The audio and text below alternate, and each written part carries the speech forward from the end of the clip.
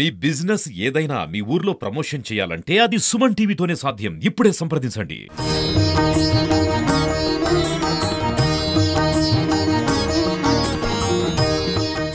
శ్రీవారి ఆలయంలో శాంతి హోమం ప్రారంభమైంది. సరిగ్గా ఉదయం 6 గంటలకి ఆలయంలో ఉన్నటువంటి బంగారు బావి వద్ద ఈ ఒక్క కార్యక్రమము 8 మంది అర్చకులు అదే రకంగా ఆగమ సలహా మండలి సభ్యులతో జరుగుతోంది. అంటే 3 రకాలైనటువంటి హోమాలు నిర్వహిస్తామని చెప్పి కూడా నిన్న అర్చకులు చెప్పారు. అయితే కల్తీ నెయ్యి వాడకం నేపథ్యంలోనే ఆలయ పవిత్రతను కాపాడేందుకు అదే రకంగా భక్తులకి నమ్మకం కుదిరించేందుకు శ్రీవారి ఆలయాన్నే కాకుండా తిరుమలని పవిత్రం చేసేందుకు ఈ యాగం నిర్వహిస్తున్నారు. సాధారణంగా పవిత్రోత్సవాలు అదే రకంగా కోయిలాల్వార్ తిరుమంజనం నిర్వహిస్తూ ఉంటారు. అప్పుడే ఆలయ శుద్ధి అనేది జరుగుతూ ఉంటుంది. కాకపోతే ఇటీవల వచ్చినటువంటి వార్తల నేపథ్యంలోనే కల్తీ నెయ్యి అంటే జంతువులతో కూడినటువంటి ఆయిల్తో నెయ్యి తయారు చేసి అది లడ్డు వాడకంలో కావచ్చు లేదంటే ఇతర ప్రసాదాల్లో వినియోగించారు. కాబట్టి దానికి సంబంధించినటువంటి శాంతి హోమం చేయాలని చెప్పి అటు ఆగమ సలహా మండలి ఇప్పటికే నిర్ణయం తీసుకున్నటువంటి నేపథ్యంలోనే ఆ రకమైనటువంటి హోమాలు ఇప్పుడు ప్రస్తుతం శ్రీవారి ఆలయంలో జరుగుతోంది. ప్రస్తుతం మనం తిరుమలలోని శ్రీవారి ఆలయం ముందున్నాము. లోపల ఆ ఒక్క పూజాది కార్యక్రమాలకు సంబంధించినటువంటి క్రతువు కొనసాగుతోంది. అంటే ఆగమ శాస్త్రం ప్రకారము ఎక్కడైతే చిన్నపాటి పొరపాట్లు జరిగినా కూడా లేకపోతే ఎవరైనా అపచారం చేసినా పవిత్రోత్సవాల పేరుతో నిర్వహిస్తూ ఉంటారు. అయితే ఇప్పుడు జరిగినటువంటి తప్పిదం ఎన్నడూ లేని విధంగా నెయ్యిలో జంతువులకు సంబంధించినటువంటి ఆనవాళ్ళు కనిపించాయి. కాబట్టి ఆ రకమైనటువంటి సిచ్యువేషన్స్ అక్కడ ఉన్నట్టు రిపోర్ట్స్ కూడా తేలాయి. కాబట్టి శ్రీవారి ఆలయంలో ఈ ఒక కార్యక్రమం నిర్వహిస్తే కొంత శాంతి అనేది జరుగుతుంది, అదే రకంగా శుద్ధి కార్యక్రమం జరుగుతుంది అనేటువంటి ఒక ఆలోచనతో ఆగమ అదే రకంగానటువంటి అర్చకులు అందరూ కూడా ఈ ఒక కార్యక్రమాన్ని నిర్వహిస్తున్నారు. ముఖ్యంగా ఈ బంగారు బావి వద్ద శాంతి హోమంలో 3 గుండాలు ఏర్పాటు చేయనున్నారు.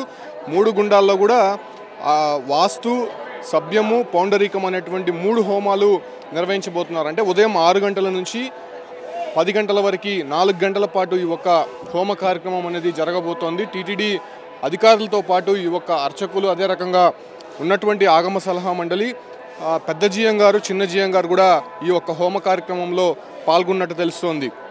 అయితే ఇదే కాకుండా టీటీడీ ఆలయాల్లో ఉన్నటువంటి మొత్తం కూడా పంచగవ్య స్తోత్రాలు పఠించాలని చెప్పి కూడా అటు టీటీడీ అర్చకులు తెలిపినటువంటి నేపథ్యంలోనే ఆ రకమైనటువంటి స్తోత్రాలు పఠించే ప్రక్రియ కూడా శ్రీవారి ఆలయంతో పాటు మిగతా ఉప ఆలయాలకు సంబంధించి కావచ్చు లేదంటే తిరుమలలో ఉన్నటువంటి మరిన్ని ఆలయాల్లో కూడా ఆ ఒక కార్యక్రమం అనేది ప్రస్తుతం జరుగుతోంది.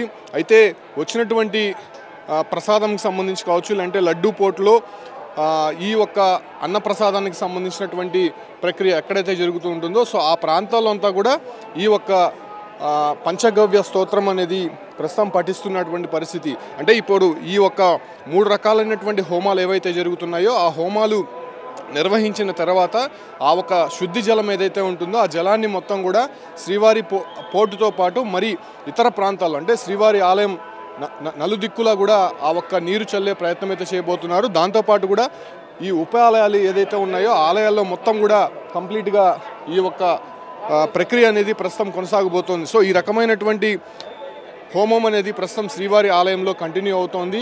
అయితే 10 గంటలకి అంటే సరిగ్గా 6 గంటలకి ప్రారంభమైంది. 4 గంటల పాటు ఈ యొక్క హోమం నిర్వహించనున్నారు. 10 గంటలకి ఈ క్రతువు పూర్తయిన తర్వాత ఆ ఒక్క శాంతి హోమంకి సంబంధించినటువంటి నీరు ఏదైతే ఉందో అది మొత్తం కూడా చల్లి ఆ ఒక శుద్ధి కార్యక్రమం అనేది చేయబోతున్నారు.